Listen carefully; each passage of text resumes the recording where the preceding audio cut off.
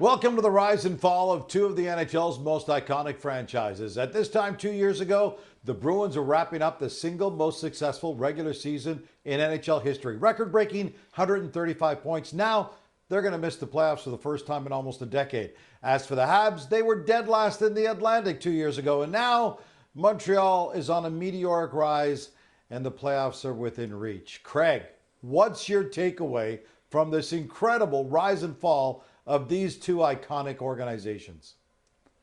It's fascinating because you have two storied franchises, a great rivalry. I mean, the Boston Bruins fans don't like Montreal and vice versa.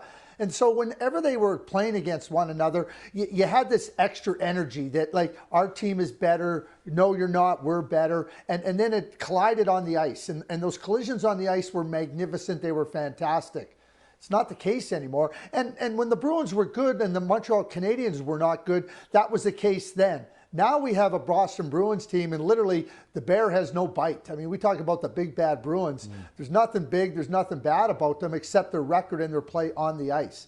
So the Montreal Canadiens made a real significant decision. They said, we can't continue on like this. Remember, they were in the Stanley Cup final in 2021. They said, no, this isn't working. We got to make a real significant turn here, Gino. And they did. And under Kent Hughes and Jeff Gorton, you look at not only their present, but the future looks so bright with a cupboard full of really good prospects, players that can be significant difference makers. And now you're looking at a Montreal Canadiens team where the hope is high, not only for this year, for the playoffs, but for the future.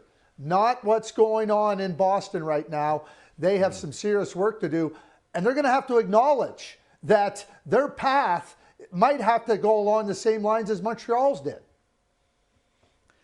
A second ago, you mentioned the Habs prospects. I want to follow up on that. Earlier this year, we did a project here at TSN that we called the Core 4 Under 24. You headed up. A look at the youth coming up in the pipeline in all 32 NHL organizations. At that point, you ranked the Habs number 1 and the Bruins 30th. Montreal is still in the midst of the climb. They were the last Canadian team to win the Cup over 30 years ago. How long before they're very serious Cup contenders once again? Yeah, I think there's still very much a work in progress, Gino.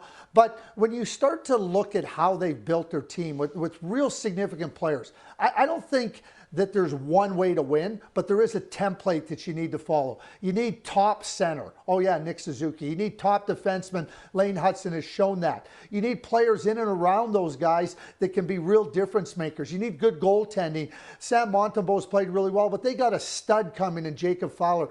They got a superstar in the making, in my view, in Ivan Demidov, who they drafted 5th overall last year.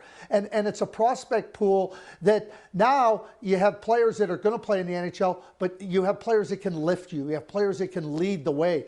The Colorado Avalanche, they were a terrible team in the 2016-2017 season, but they had McKinnon, they drafted Makar, and now you can build around those guys. That's where Montreal finds themselves. And I think, much like the Colorado Avalanche, it wasn't until 2022 that they won the Stanley Cup, but there's no reason to believe that the Montreal Canadiens can't be on a similar timeline.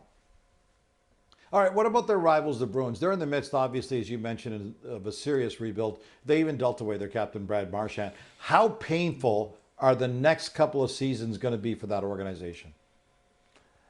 I think painful, Gino, and you have to acknowledge that it's going to be painful. We saw it with Mike Babcock when he came to the Toronto Maple Leafs. We saw it with the Montreal Canadiens when Kent Hughes and Jeff Gorton said we're going along this path. Simply put, you just talked about the Core 4 Under 24.